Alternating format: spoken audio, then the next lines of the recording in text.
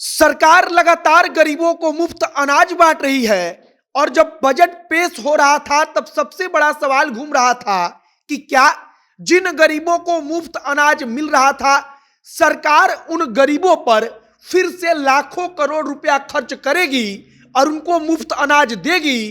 तो बड़ी खबर आई कि सरकार फिर से 1 साल तक गरीबों को मुफ्त अनाज देगी और तमाम कोटेदार या जो डीलर हैं अनाज के, जो राशन डीलर हैं, उनके माध्यम से गरीबों को मुफ्त अनाज मिलता रहेगा।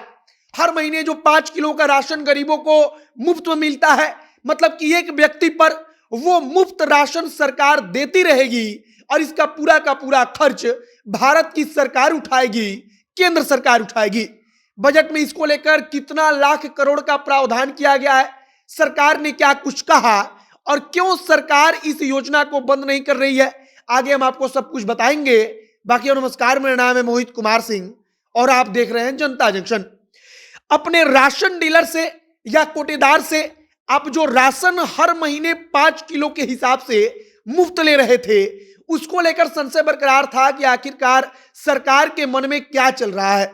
हालांकि इस बात का अंदाजा लगाया जा रहा था कि सरकार बजट में फिर से इसको बढ़ाए जाने का प्रस्ताव देगी, मतलब कि पैसा देगी।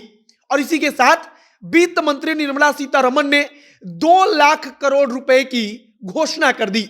एक बार और सुनिए कि भारत सरकार ने 2 लाख करोड़ रुपए की व्यवस्था सिर्फ गरीबों को मुफ्त अनाज बांटने के लिए कर दिया है।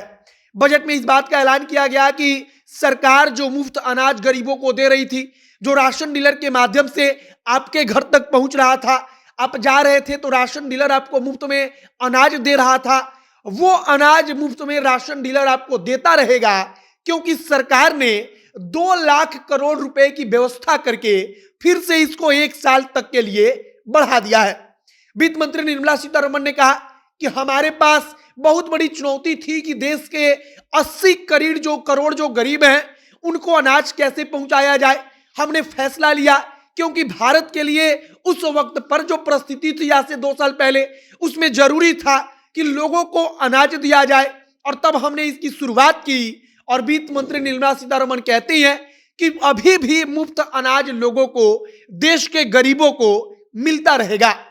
अब एक डेटा कहता है, सरकारी डेटा, कि लगभग 80 करोड़ लोग इसका लाभ ले रहे हैं, मतलब कि डायरेक्टली इनडायरेक्टली 80 करोड़ लोग जो केंद्र सरकार की तरफ से, भारत सरकार की तरफ से हर महीने 5 किलो के हिसाब से मुफ्त राशन दी जाती है, वो मुफ्त राशन का लाभ लेते हैं और सरकार का इस पर हजारों करोड़ खर्च होता है। आप इस प्रकार से समझिए कि सरकार इससे कुछ कमाती नहीं है, बल्कि सरकार अपना पैसा खर्च करके अनाज को कहीं खरीद कर स्टोर करती है, फिर अपने पैसे से उसका जो ट्रांसपोर्ट का खर्च आता है उसको लगाती है और उसको तमाम अलग अलग जगहों पर पहुंचाती है और इसी प्रकार से राशन डीलर के पास पहुंचता है और फिर मुफ्त में 5 किलो के हिसाब से राशन आपको मिल जाता है।